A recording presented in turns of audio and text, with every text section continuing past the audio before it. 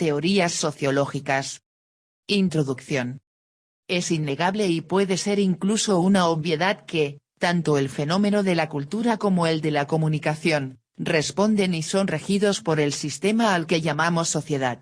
Entendemos por sociedad, un grupo de individuos marcados por una cultura en común, estilo de vida, folclore propio, criterios compartidos, costumbres selladas, y que están relacionados entre sí en el marco de una comunidad.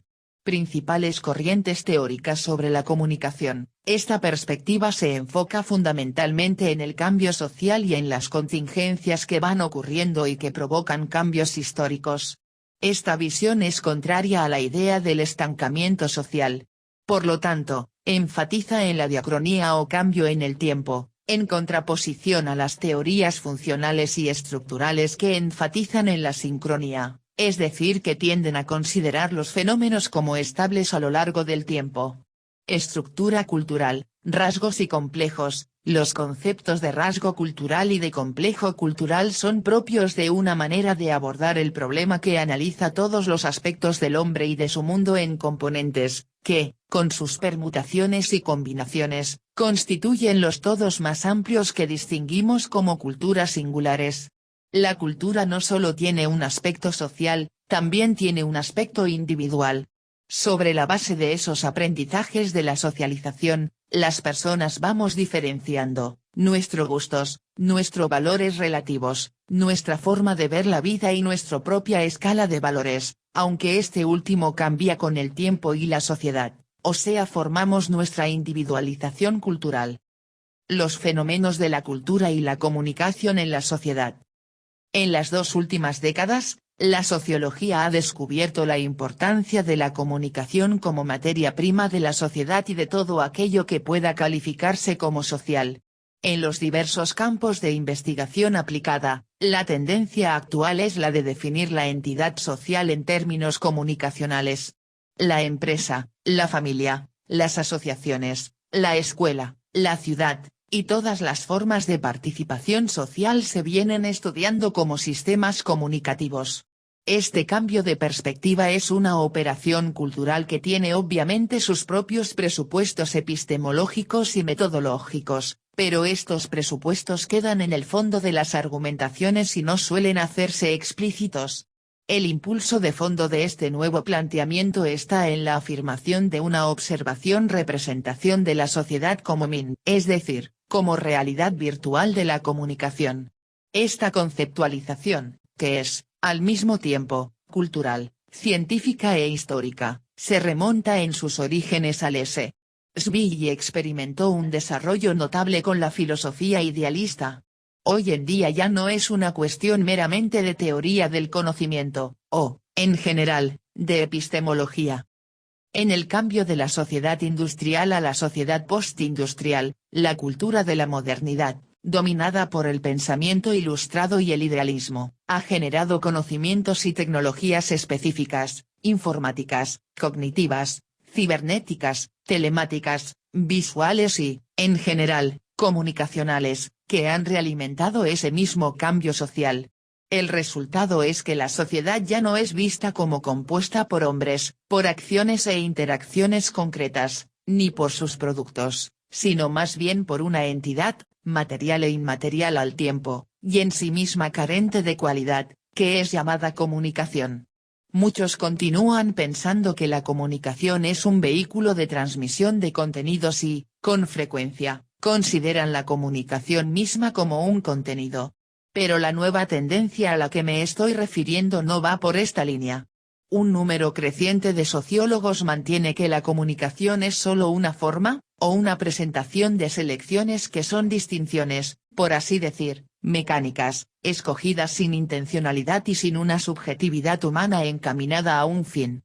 Como he comentado en otro lugar, esta es la mayor diferencia entre el neofuncionalismo post-parsoniano G. Alexander, y el neofuncionalismo antiparsoniano, N. Luhmann. Para situar este debate, es útil revisar el punto de vista de Parsons sobre la cuestión.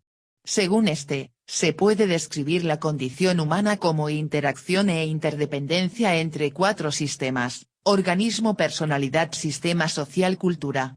Los parsonianos continúan manteniendo que lo constitutivo del sistema social son las normas, y que la comunicación social es humana en la medida en que es el resultado de las interacciones entre actores, los cuales, desde su personalidad, interiorizan e interpretan una cultura. Los postparsonianos conceden en este marco conceptual una mayor importancia a la contingencia en todos los niveles, aunque para ellos la materia prima de la sociedad sigue siendo la misma. Por el contrario, los antiparsonianos sostienen que por sistema social no se debe entender un sistema normativo sino más bien un sistema comunicativo. Las normas serían, en este caso, un producto de la comunicación, un side effect, un byproduct de las selecciones comunicativas en tanto en cuanto consiguen estabilizarse.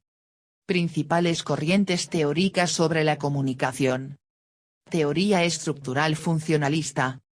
La teoría estructural funcionalista fue desarrollada por Laswell. Esta, al igual que casi todas las teorías de la comunicación, hablaba del poder de los medios de comunicación frente al público, frente a las masas.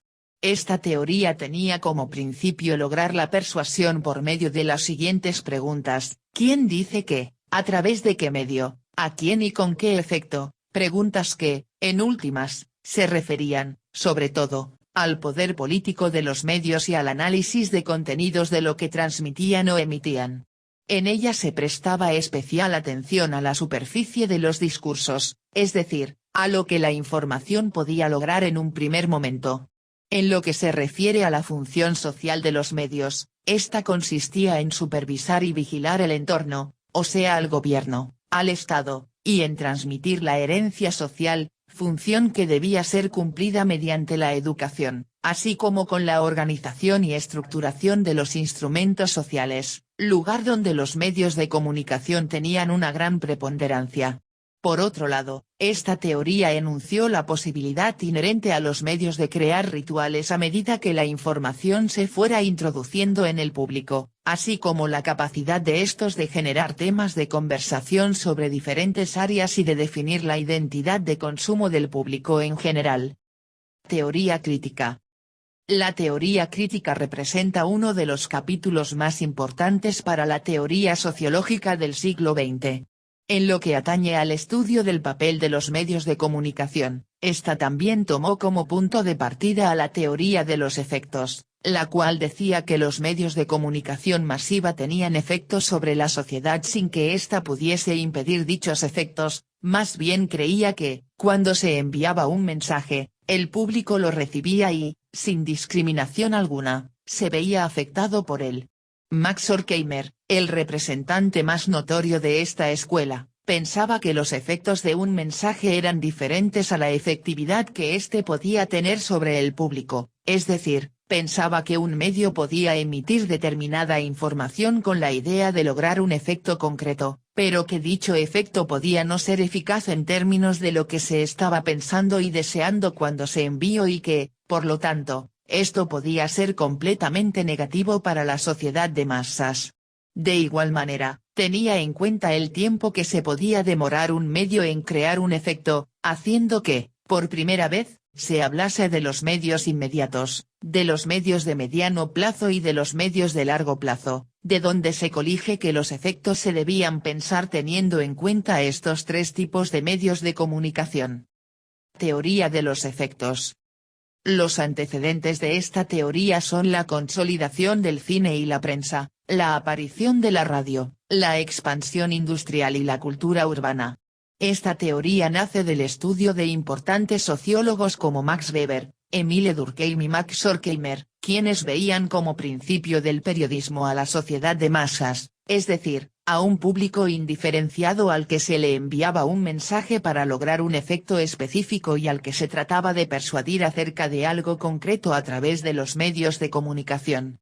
La teoría de los efectos fue el resultado del trabajo que sobre el análisis de los medios de comunicación hicieron las escuelas de la sociología empírica, la sociología positivista y la teoría crítica, haciendo que se hablase de un tema en el que se daba por sentado que el fin único de la comunicación era transmitir mensajes o información, y que lo que pasara durante este proceso no era ni de interés intelectual ni de interés práctico. La teoría de los efectos hizo que los dueños de los medios buscasen manejar de forma más racional la información, aunque ello no implicó que la manejasen de mejor o peor manera que como lo venían haciendo, sino que más bien entendieran el poder que tenían y buscasen aprovecharlo. Teoría del conductismo o de efectos limitados. Esta teoría retoma la teoría de los efectos, pero dándole un gran giro, lo cual dio pie a la concepción que actualmente se tiene de la relación medios-público.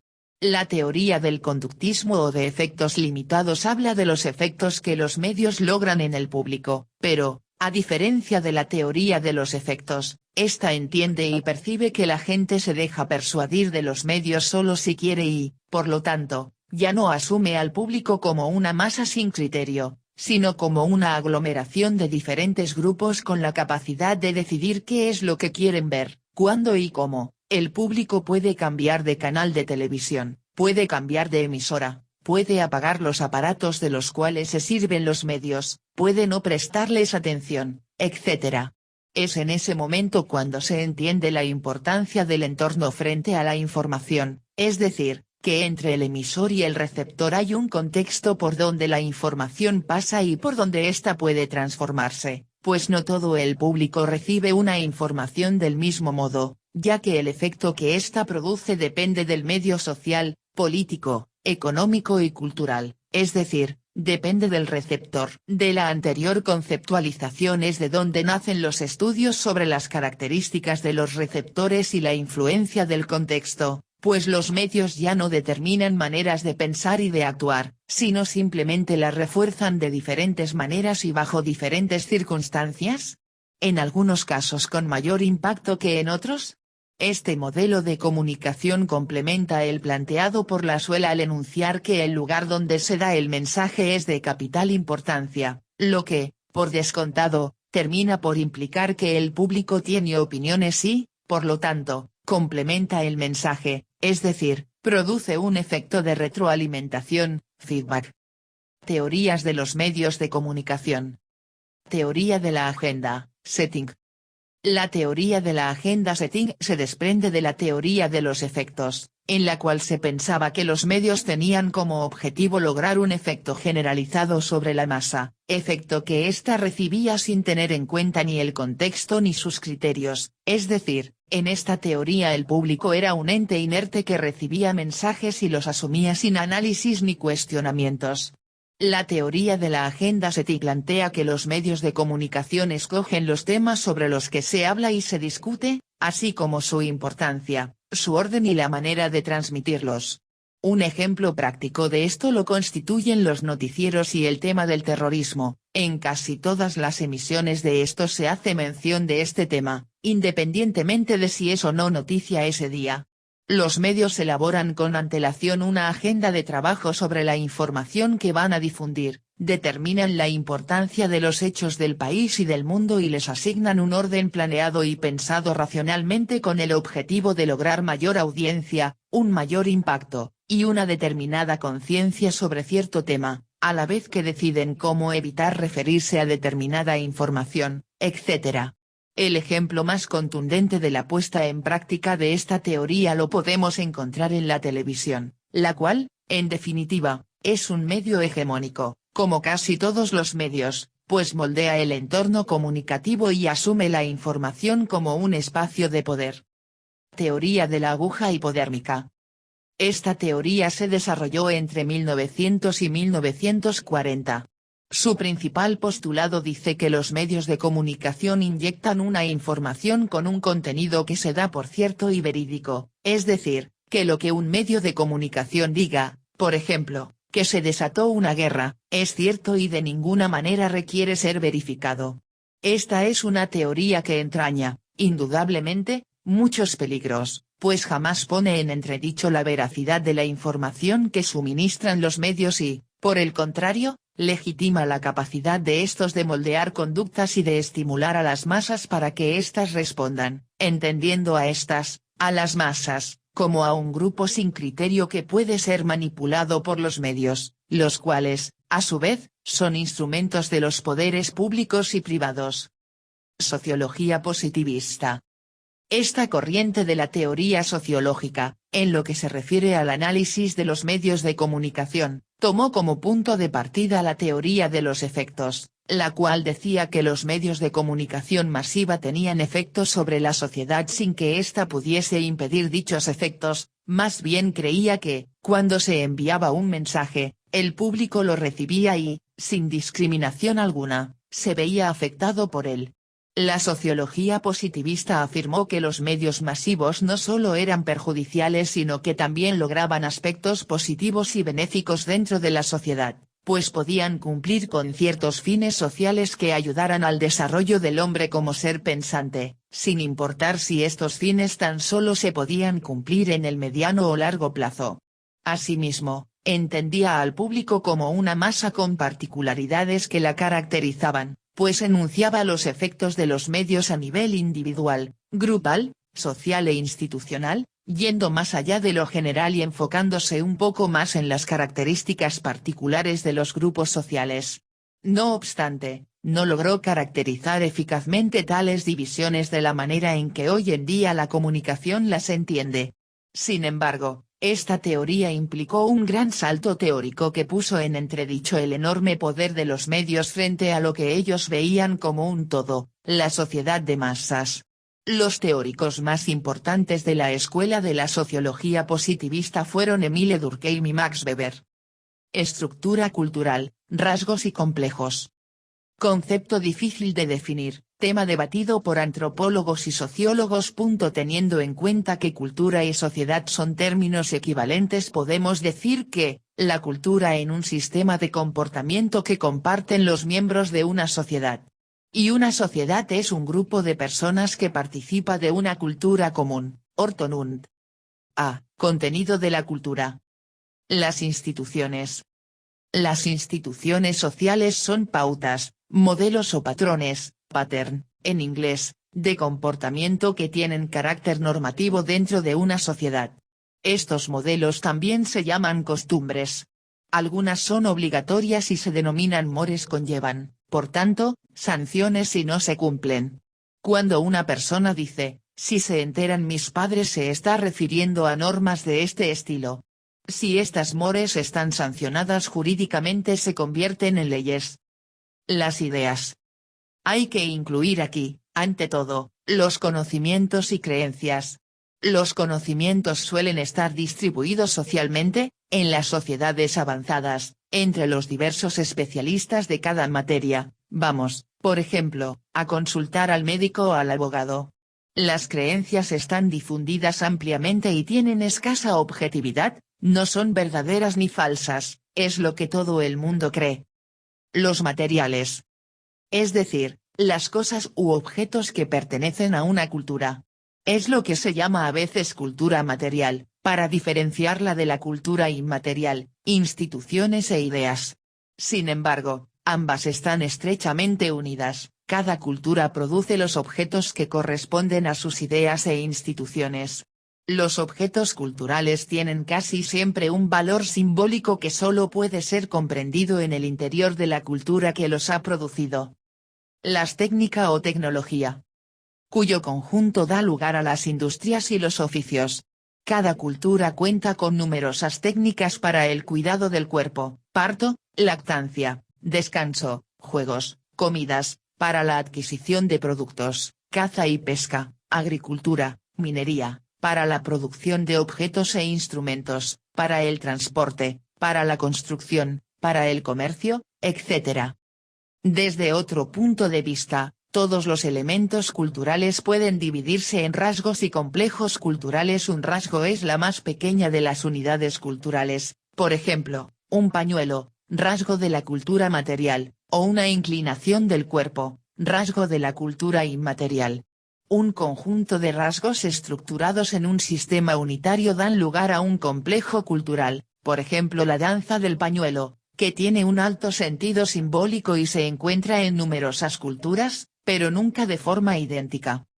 También se puede hablar de universales, alternativas o especialidades, según que un rasgo, o complejo, cultural sea común, de carácter electivo o pertenezca únicamente a un grupo social. En España la monogamia es un universal en la institución matrimonial, en cambio, en el campo religioso o político, poseemos diversas alternativas. Algunos comportamientos por fin, son considerados como especialidades de la juventud o de determinados grupos profesionales. Cuando un grupo manifiesta un elevado número de rasgos y complejos culturales, especialidades, entonces se puede hablar de una subcultura. Subculturas y contraculturas. Integración cultural. Socialización. Cultura y civilización. Junto al concepto de cultura aparece el de civilización. Sin embargo, en el siglo XVIII los enciclopedistas modifican el significado del término. Según ellos, el ser humano progresa históricamente desde un estado de salvajismo hacia la perfección de la civilización. En este sentido, civilización no admite plural, se trata del progreso de la humanidad hacia un estado superior que se desea y se espera confiadamente alcanzar. Actualmente civilización es la síntesis de los rasgos generales. Cultura tiene un sentido parcial y civilización más global. La civilización es el elemento más amplio para identificar a una persona. Obviamente, las civilizaciones se mezclan y la superposición puede generar subcivilizaciones. Las civilizaciones son dinámicas, progresan, alcanzan su esplendor, decaen, se dividen, se mezclan y en ocasiones desaparecen. Estudio de la diversidad cultural. La antropología cultural estudia las diferencias entre culturas y su objetivo es describir los diversos modos de vida.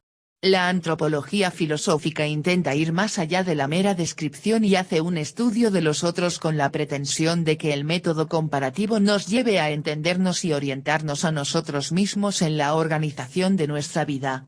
Las dos ramas de la antropología deben tenerse en cuenta para comprender el fenómeno de la diversidad cultural. El evolucionismo unilineal.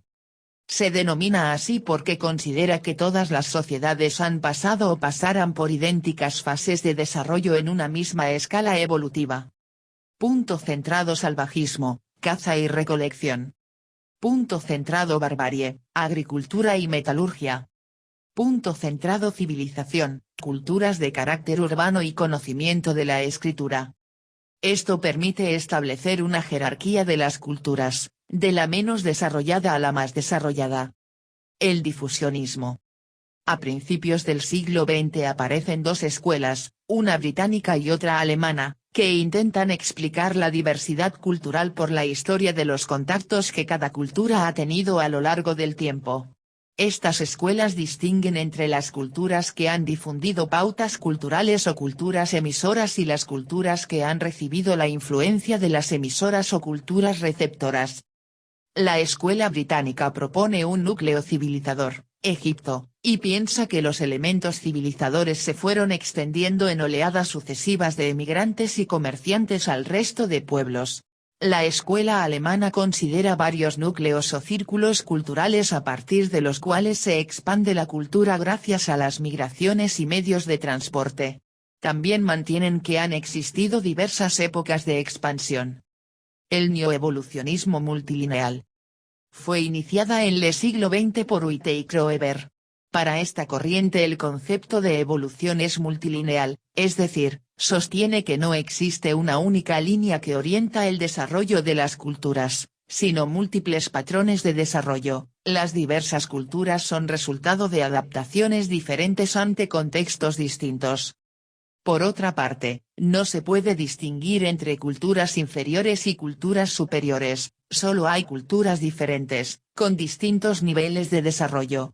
Por tanto, para establecer una jerarquía de culturas sería preciso aclarar qué criterio se emplea. Según el criterio elegido varía la clasificación. Multiculturalismo. Es un hecho, el hecho de que en un determinado espacio social han de convivir personas identificadas con diferentes culturas. Esto ocurre en ciudades como Nueva York, Londres o París, en donde en todos ellos hay una cultura central y otras que conviven con ella y se sienten marginadas. Así entendido, el multiculturalismo es un fenómeno antiguo. Sin embargo, en los últimos 20 años el problema se ha agudizado en la medida en que los pueblos aborígenes, los inmigrantes, Los grupos nacionales y algunos otros grupos que se sienten marginados, exigen el reconocimiento y el respeto a su cultura. No desean asimilarse a la cultura central del país en que viven, sino que respete su propia identidad cultural. Desde este punto de vista, multiculturalismo significa que una cultura determinada no puede construir el núcleo al que las demás buscan asimilarse, sino que hay diversos núcleos culturales relacionados entre sí. Modelos de multiculturalismo. Multinacionalismo, es el modelo propio de los estados en los que conviven distintas nacionalidades. Las minorías pueden exigir o bien que se les reconozcan derechos de autonomía, o bien construir un estado distinto. Polietnicidad, los estados poliétnicos suelen ser el resultado de la inmigración, que da lugar a la formación de distintos grupos étnicos en un mismo territorio. Estos grupos desean integrarse en un sistema político común y piden que se modifiquen las leyes para que sean más acordes a las diferentes culturas. Conjunto de grupos marginales, un extenso número de grupos sociales que se sienten marginados por la sociedad en algunos aspectos, reclamaban también respeto y reconocimiento por parte del resto de la sociedad. Es el caso de las mujeres, los discapacitados, los ancianos, los homosexuales, etc. Actitudes ante la diversidad cultural. Etnocentrismo. Analiza otras culturas desde la propia. Del etnocentrismo se siguen al menos dos consecuencias. Punto centrado: falta de comprensión, porque el etnocentrista se muestra incapaz de comprender a los que no comparten su modo de vida. Punto centrado: radicalización del sentimiento de cohesión con el propio grupo, que hace a sus miembros sentirse superiores a los demás. El etnocentrista puede adoptar distintas actitudes cuando trata de preservar intactos los rasgos de su cultura. Punto centrado: xenofobia u odio a los extranjeros. Punto centrado: racismo, que consiste en el rechazo violento de ciertos grupos étnicos. Punto centrado: chauvinismo o patriotismo fanático. Punto centrado: aporofobia, es decir, la aversión y el desprecio al pobre. El relativismo cultural. Propone analizar las diferentes culturas desde sus propios valores y recomienda mostrarse tolerante con las diferentes expresiones culturales. Esta actitud, que supone un gran avance respecto al etnocentrismo, tiene grandes limitaciones. En principio, porque no propone diálogo entre las culturas, sino que aboga por que cada una quede encerrada en sus valores.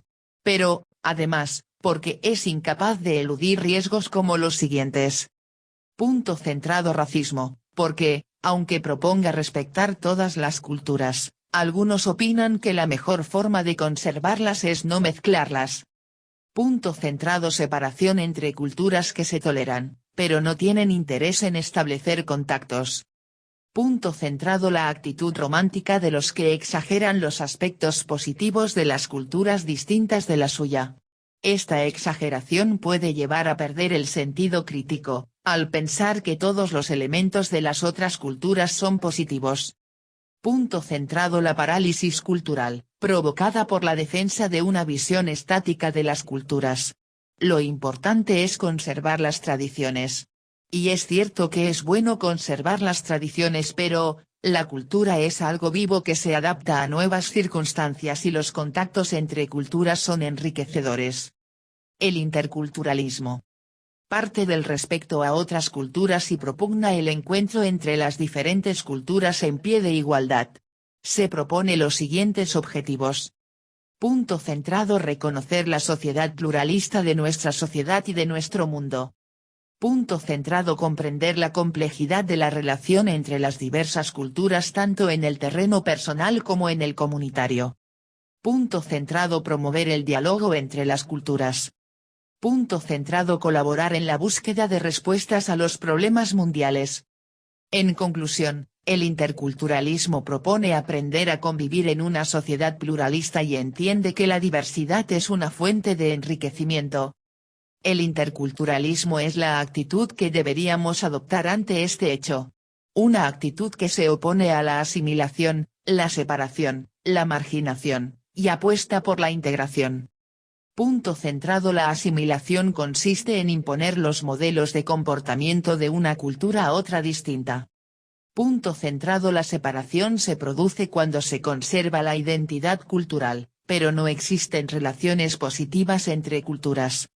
Punto centrado. La marginación se genera cuando no se conserva la identidad cultural ni se mantiene relaciones positivas. En el caso extremo lleva al exterminio de unas culturas por otras. Punto centrado. La integración consiste en mantener la identidad de cada cultura y valorar positivamente las relaciones entre ellas, tanto por parte del inmigrante como de la sociedad que le acoge. La subcultura. En cada cultura se puede hablar de subcultura, porque las personas que participan en ella no viven de la misma forma. Es grupo de personas con un conjunto distintivo de comportamientos y creencias que les diferencia de la cultura dominante de la que forman parte. La subcultura puede formarse a partir de la edad, grupo étnico o género de sus miembros. Las cualidades que determinan que una subcultura aparezca pueden ser estéticas, políticas, sexuales o una combinación de ellas. Las subculturas se definen a menudo por su oposición a los valores de la cultura dominante a la que pertenecen, aunque esta definición no es universalmente aceptada, ya que no siempre se produce una oposición entre la subcultura y la cultura de una manera radical. Características de los miembros pertenecientes a una subcultura. Una subcultura es frecuentemente asociada a personas jóvenes que tienen preferencias comunes en el entretenimiento, en el significado de ciertos símbolos utilizados y en el uso de los medios sociales de comunicación y del lenguaje. En ese sentido se dice también que las corporaciones, las sectas, y muchos otros grupos o segmentos de la sociedad, con diferentes y numerosos componentes de la cultura simbólica o no material pueden ser observados y estudiados como subculturas.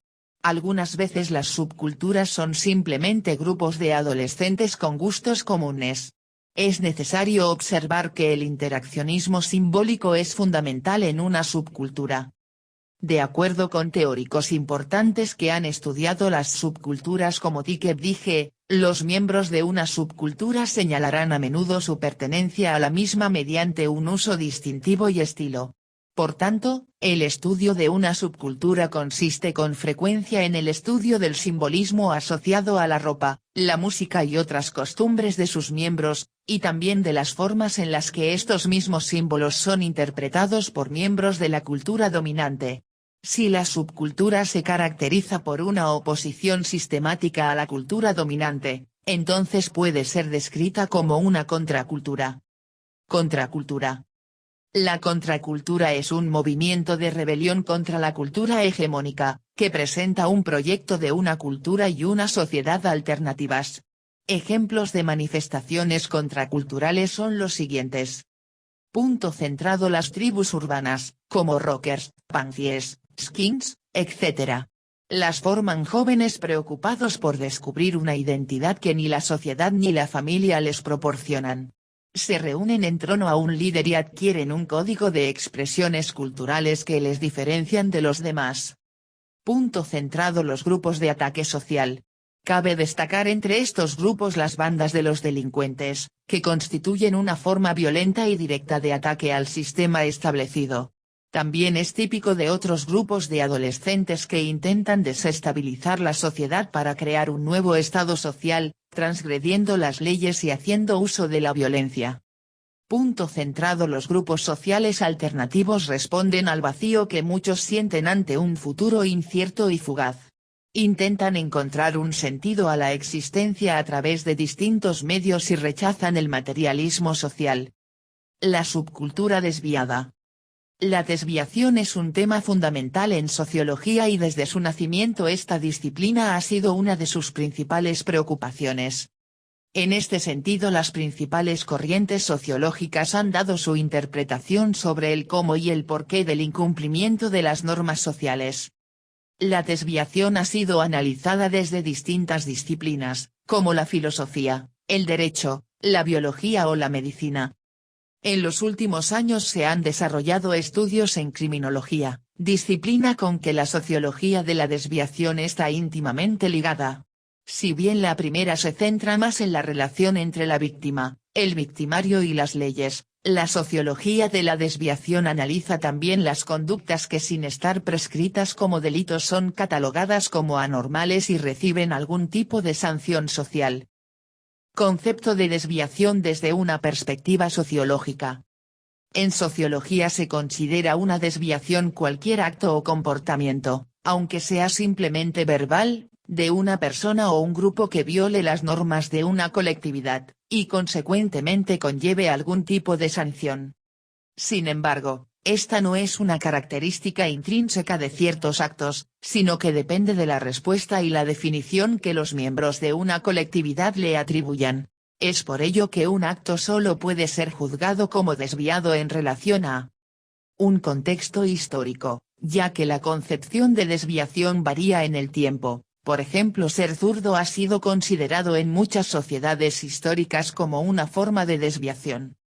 Una sociedad concreta, como es notorio, las diferentes sociedades que comparten un momento histórico pueden tener diferentes concepciones de la desviación. Un ejemplo actual sería la poligamia, que en algunas sociedades es una muestra de prestigio y en otras un delito.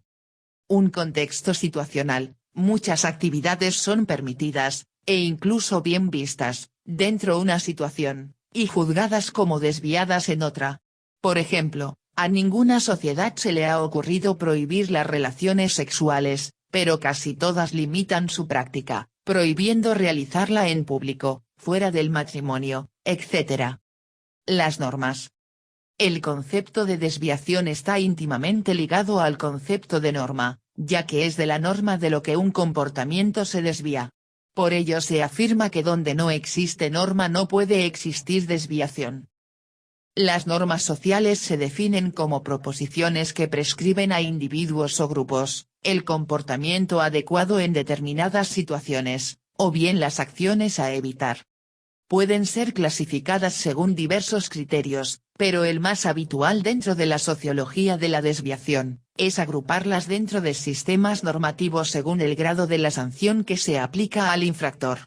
Con este sistema obtenemos una clasificación de los comportamientos desviados según su gravedad. Normas penales, son las recogidas en el Código Penal, que representa el núcleo duro de cualquier sistema social. Recoge las normas que tutelan los bienes fundamentales del grupo social, la vida, la propiedad, las instituciones, etc. El incumplimiento de estas es un delito, y convierte al autor en delincuente. Conlleva el tipo de sanción más grave, la pena. Normas jurídicas, son las normas contenidas en reglamentos u ordenamientos. Su violación es un acto ilícito y conlleva sanciones de tipo pecuniario o administrativo. Normas sociales, es un amplio grupo de normas socialmente reconocidas, como la moda, la tradición, los usos y costumbres, etc. Su incumplimiento no implica una sanción institucionalizada, aunque sí algún tipo de recriminación o reproche social. En las últimas décadas existe la tendencia a reconceptualizar estos comportamientos de desviados en diversos. Moral individual, son las normas autoimpuestas, del tipo por ejemplo, no comeré nunca hamburguesa. Incumplirlas tiene escasa relevancia social, pero puede ser calificado como hipocresía. No todas las normas sociales están en el Código Penal, pero todas las normas del Código Penal son normas sociales.